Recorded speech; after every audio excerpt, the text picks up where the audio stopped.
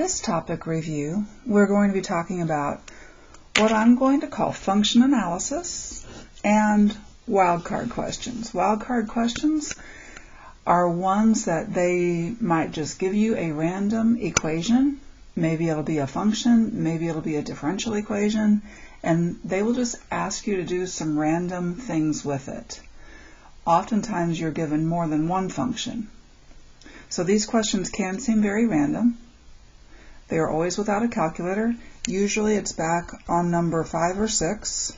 So it's at the end of the exam when your brain is kind of tired. So when you get to these last few questions on the FRQs, stretch.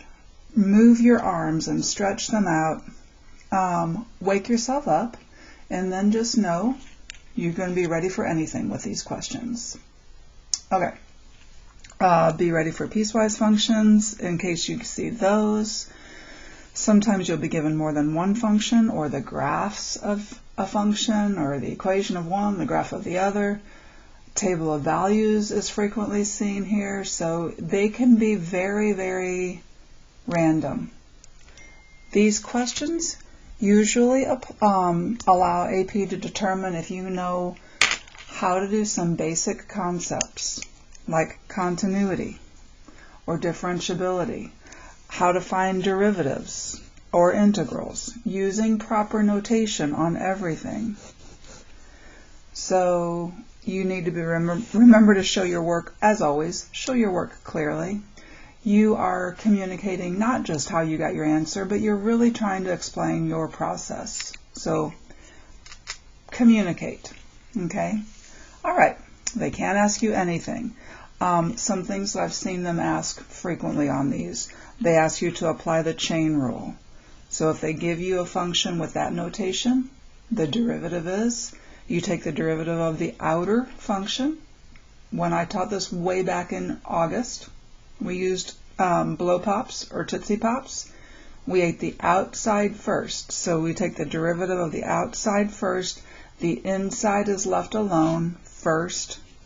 And then you take the derivative of the inside. That's when we ate the inside of the candy. So f prime of g times g prime. Quotient rule. Don't forget the quotient rule. For the quotient rule, you always start on top and take the derivative of that first. It has to be that way. I had a student just the other day. Miss Murray, do we have to make that? Do the derivative of the top first, or does it even matter? It absolutely matters because there's a minus in here. You have got to take the derivative of the top first. Leave the bottom alone. Then take the derivative of the bottom and leave the top alone. Okay, and product rule. We've been using that so much, so I don't think that's going to be an issue. I've seen them ask you to find local maxes and mins. Okay, you can do that by determining where f prime changes from positive to negative or negative to positive, or you can use the second derivative test, which says that f prime is 0 and f double prime is either positive if you have a local min, or negative if you have a local max. Okay, so either the first derivative test or the second derivative test for local maxes and mins. For absolute extrema, you always make a candidate's test. Okay, finding interesting integrals. Okay, and we will do an example of this. Remember, you are communicating your work. If you do a U sub, show your U sub. Know the average value of a function formula. Know the average rate of change formula. How to find the equation of a tangent line is often asked on these as well. Also, L'Hopital's rule. I've seen several using L'Hopital's rule. You must say this sentence. Okay, you don't have to use the word results in. You can say gives or I don't know, something that means results, but you need to say that sentence if you're going to use L'Hopital's rule. As an alternative to that, you can say that the limit as x approaches your number of the top is 0, and the limit as x approaches your number of the bottom is 0.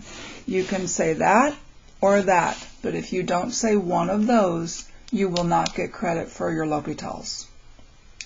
Then when you apply L'Hopital's, remember that it is, you keep your limit, don't lose your limit, and then it's the derivative of the top divided by the derivative of the bottom. Do not do quotient rule if you're doing L'Hopital's rule. No quotient rule in L'Hopital's rule. Alrighty, let's do some examples. Let me give you an idea of these. Okay, we're going to start with the problem from 2014. Again, no calculator. The global average on this one was about 3.5. That's pretty good for one of these, I think. All right. So in this one, they gave us several functions in a table with some very distinct information about each of these functions. It says the twice differentiable functions f and g are defined for all real numbers x. Values of f, f prime, g, and g prime for various values of x are given in the table above. Since they told us that these are twice differentiable, we can use IVT and MVT on every single one of these, so we'll need to keep that in mind. All right, part A. Find the x-coordinate. Find the x-coordinate of each relative min of f from -2 to 3. -2 to 3 are the endpoints of our table, so that makes sense. So we want the relative min of f. So I know that f has a relative min when f prime changes from negative to positive, right? So I go to my table and I'm looking for f prime and I want it to change from negative to positive. So here's f prime. Here we are, negative, negative, 0, negative. Did we change from negative to positive? No. We went from negative to 0 to negative. 0, positive. So right here we are changing from negative to positive. So when x is 1, f prime changes from negative to positive. So that's what I'm going to write. F has a relative minimum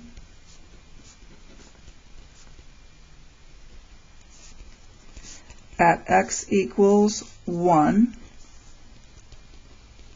since f prime changes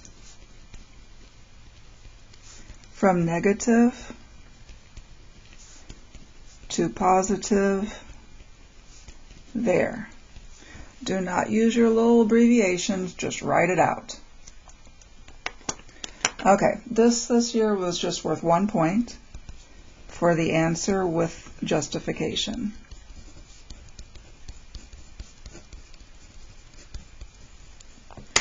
Okay, part B. Explain why there must be a value c between -1 and 1 such that f double prime of c is 0. In the table, they did not give me f double prime. So we are going to need to use MVT on f prime. So we're not using f, we're using f prime. They gave us both f and f prime in the table, right? So I need to say that f prime is continuous on the closed interval and differentiable on the open interval. So f prime is continuous on the closed interval -1 to 1 and differentiable on the open interval -1 to 1. And I need to say why I can say that, since, what exactly did they say? They said that f was twice differentiable. So that's what I'm going to say. Since f is twice differentiable.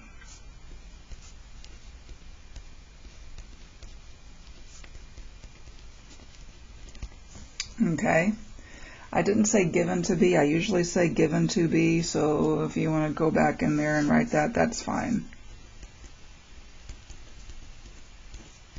Okay, alrighty, now comes the meaty part. So for MVT, we do the average rate of change. So F prime at 1 minus F prime at negative 1 over 1 minus negative 1. Well, F prime at 1 is 0, and F prime at negative 1 is also 0. So we have 0 minus 0, and that is 0. That is what we were trying to show, that the average rate of change was 0. So we can say now, therefore, or so, there must be, and I come back here and I write this whole thing right here, okay? There must be a value, C, negative 1 to 1, such that F double prime of C is equal to 0. This was worth 2 points. 1 point for saying that F prime of 1 minus F prime of negative 1 was 0, turned out to be 0. And then 1 point for your explanation using MVT, how they put it.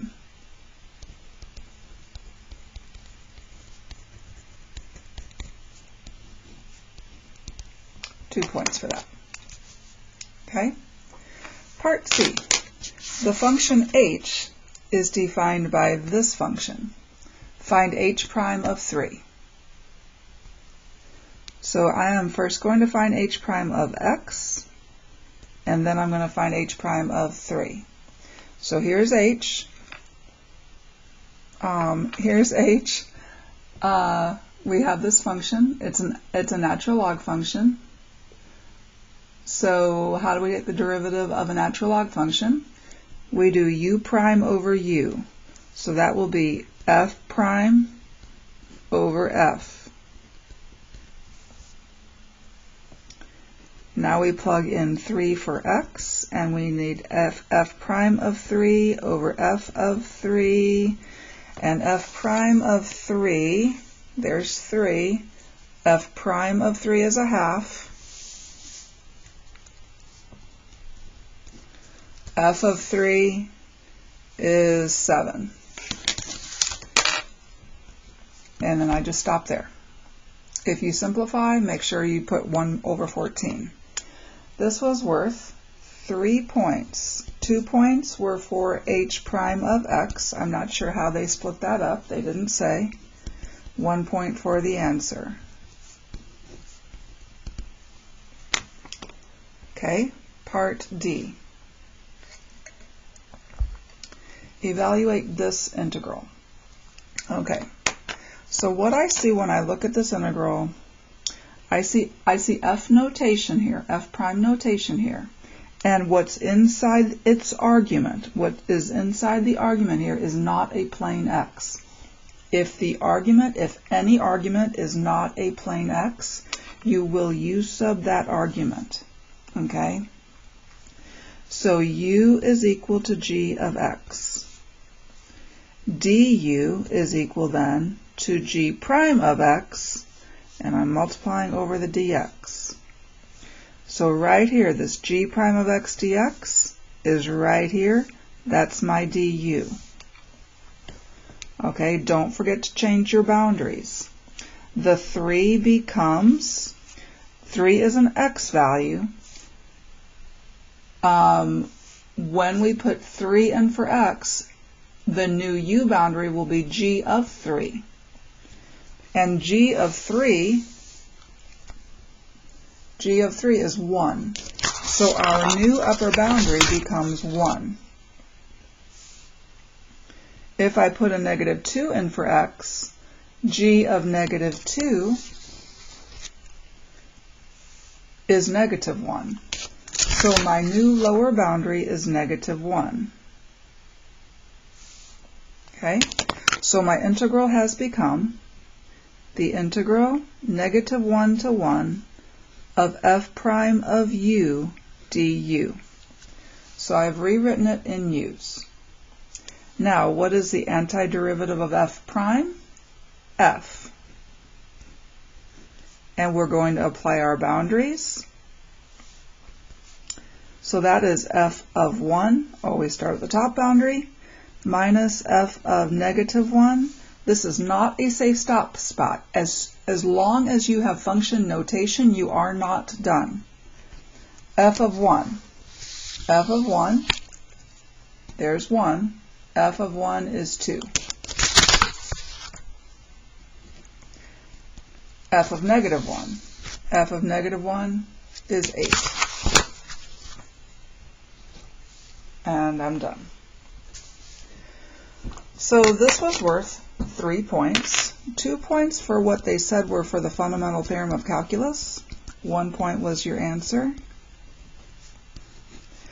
Again, whenever they say that something was worth 2 points, I don't know what they awarded. I'm sure they split that up somehow or logically connected those, but they didn't state how. Back then, in 2014, we were not told how they split those up. Nowadays, they do tell how everything was split. Okay, so that is one problem. Let's now go and take a look at the one from 2021. This was a little bit of a lower global average, even less than a 3. Okay, let's see what bothered people on this one. Okay, let me get my scoring guidelines out. All right. Okay, consider this function f, whose curve is given by that equation for y greater than 0. Show that dy dx is this. So essentially, this means find dy dx, but I'm giving you the answer. Okay? But we have to still go through the entire process that we would if it just said find dy dx. So I am starting with my equation. I'm going to leave myself a space on the other side because I'm going to be taking the derivative of both sides with respect to x. If we want to find dy dx, we take the derivative of both sides with respect to x.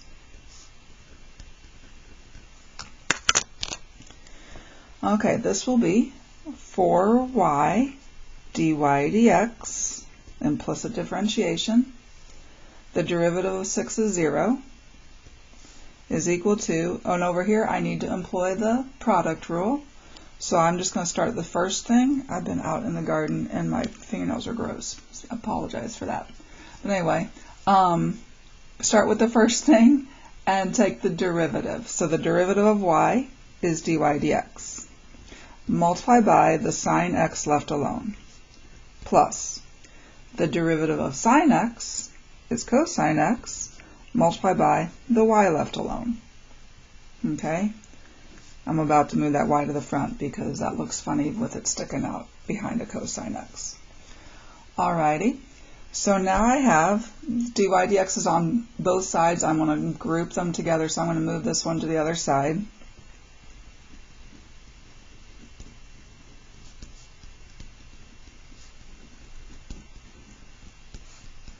And this will equal y cosine x. And I did notice too, that's how they said it, y cosine x.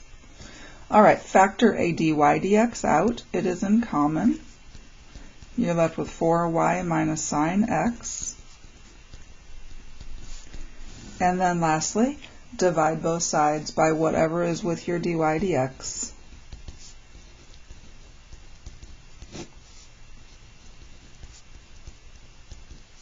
And that's exactly how we were supposed to write our answer. So we're done. This was worth 2 points. 1 point for implicit differentiation.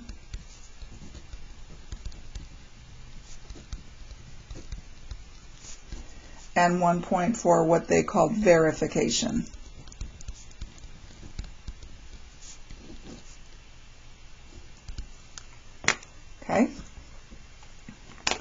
Part B. Write an equation for the tangent line to the curve at this point. All right, well, equation of a tangent line. I know I need, I may have accidentally left off. They very well may have said line. I'm pretty sure that they did. I must have just left that word off, so add the word line there.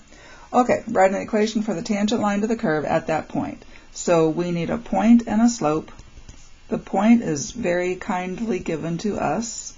The slope is almost given to us because they did tell us an equation for dy dx.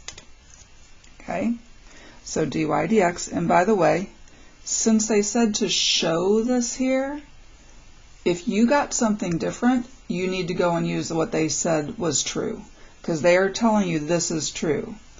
If for some reason you got something different, don't use it because you know it's not right. Surely though you would, anyway, okay. All right, the slope there will be dy dx at that point. So square root 3 cosine of 0 divided by 4 square root 3 minus sine of 0.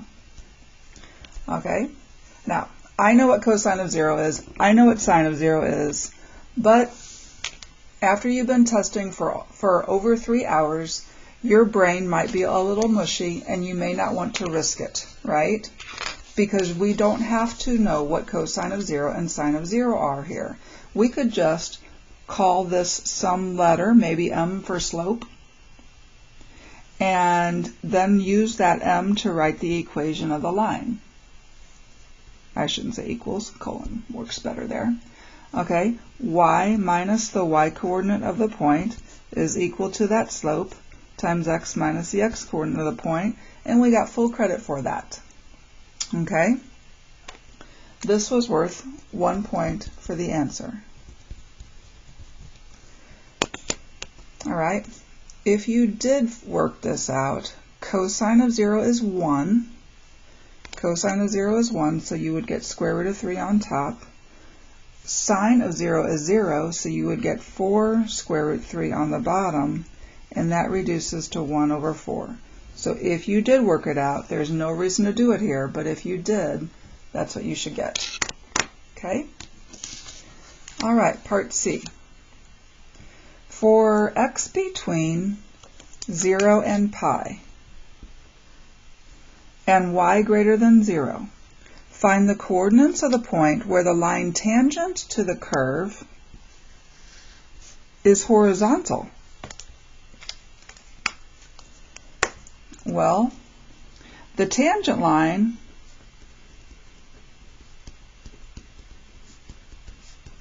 is horizontal when the slope is 0. So when dy dx is 0, here's dy dx. What makes this thing 0? Well, this thing is 0 when the numerator is 0. So this tells us that, and by the way, yes, this is 0 when the numerator is 0 and the denominator is not 0, by the way. But we know that the top has to be 0 here. So what makes this thing 0? Well, y cosine x is 0 when either y is 0 or cosine x is 0. In the problem, they told me that y has to be positive, so y can't be 0. So I'm going to ignore that one. Cosine x is 0. What values of x make cosine x 0? That would be when x is pi over 2, and 3 pi over 2, and 5 pi over 2, and 7 pi over 2, all the pi over 2's. We only want the one that's between 0 and pi. So that's the only one that will work here. So the x-coordinate of the point is pi over 2. How do we find the y-coordinate? We go put pi over 2 in for x and find y. So when x is pi over 2, let me come over here and do this. So I'm going to have 2y squared minus 6 is equal to y sine of pi over 2. I was just using the equation that they gave me. Okay. Well, there's no way around it. We're going to need to know what sine of pi over 2 is right now. Sine of pi over 2 is 1. So we have 2y squared minus 6 is equal to y. And we need to find out what y is. So I'm going to move this y to the other side, put it in between the 2y squared and the negative 6 where it belongs, and I'm going to factor. We'll have 2y and y, and I'm going to need to have the 3 and the 2 here, so that this will be a 4y, that'll be a 3y. I need for the 4y to be negative and the 3y to be positive to get this negative y. That'll still give me the negative 6, so I'm foiling it back, making sure I didn't factor wrong. And now from this piece, we have two factors that multiply together to equal 0. Y is either negative 3/2 or y is 2. But again, in the problem, they told me that y cannot be negative. So the only point, so if x is between 0 and pi and y is positive, and you don't have to repeat that, I'm just saying it for you guys, the tangent line is horizontal at pi over 2, 2.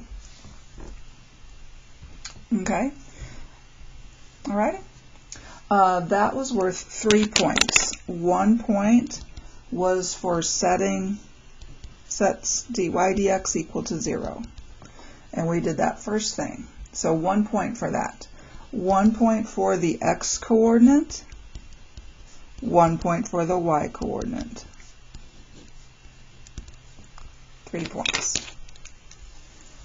Okay, part D. Determine whether f has a relative min, max, or neither at the point found in part C. Well, in part C, the tangent line was horizontal, right there. If the tangent line is horizontal, we might have a relative min or a relative max, but it might be neither. In my mind, let me get a piece of scratch paper here. In my mind, we could have a relative a relative max, we could have a relative min, or we could have neither, right? So this is one where we can use the first derivative test or the second derivative test. I will tell you that the first derivative test is going to be extraordinarily difficult to use because of the way this is set up with y's and x's. It's going to be very, very difficult to use. For implicitly defined functions or curves, they are very difficult to use the first derivative test on. So even though I don't want to use the second derivative test on this one, that's exactly what I'm going to do. Because even though it's going to be long, it's going to be way easier than the first derivative test. So, second derivative test uses the second derivative. I need to find the second derivative. So I am rewriting my first derivative. And we're going to take the derivative of both sides with respect to x to get the second derivative. Okay.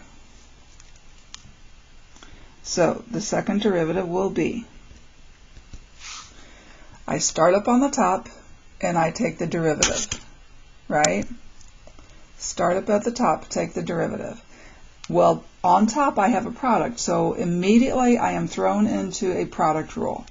So derivative of the first thing is dy dx, multiplied by the second thing left alone, plus Now I'm going to leave the first thing alone and multiply by the derivative of the second thing, negative sine x. Oh, negative sine x, yes. Okay. That's just the derivative of the top. It looks really long and complicated, but we only did the top. Now we have to multiply that by the bottom left alone, because we are doing the quotient rule. Minus in the quotient rule. Now we need the derivative of the bottom. Well, the derivative of the bottom is 4 dy dx minus cosine x. That's the derivative of the bottom. Now we're going to multiply by the top left alone. Okay, that is all divided by the bottom left alone, but squared. So like I said, I didn't want to find the second derivative because I saw how complicated that first derivative looked, but it was the only thing we could do here. All right, now we're going to plug in our point. So our point is x is pi over 2, y is 2. And at that point, we already know that dy dx is 0. Okay, so we're plugging in all of those now. And we get for the second derivative to be 0 times whatever. I don't care, it's just 0. Plus, and I see a negative there, plus a minus, so y is 2.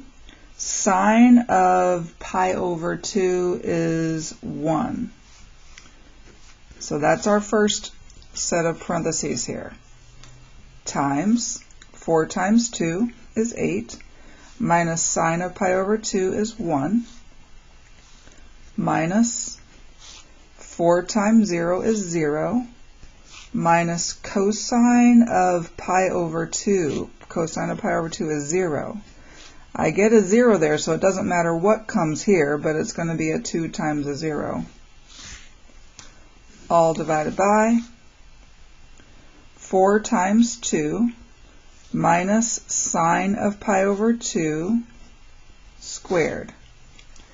So this is negative 2 times 7 is negative 14 over 7 squared is 49.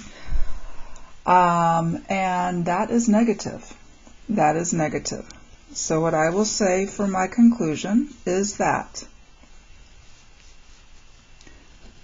at x is pi over 2 and y is 2, dy dx is 0, and the second derivative is negative. Second derivative is negative, so f is concave down. First derivative is 0, so the slope is 0. That means we have a relative max, so I'm going to say that. Therefore, f has a relative maximum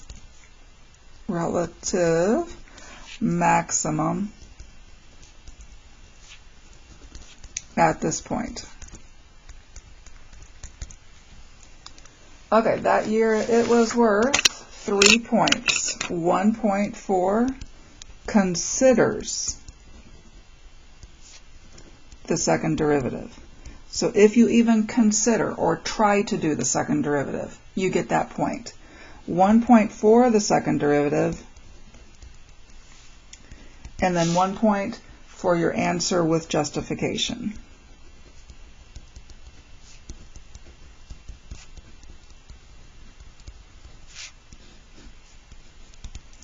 Okay, so those were two pretty different problems.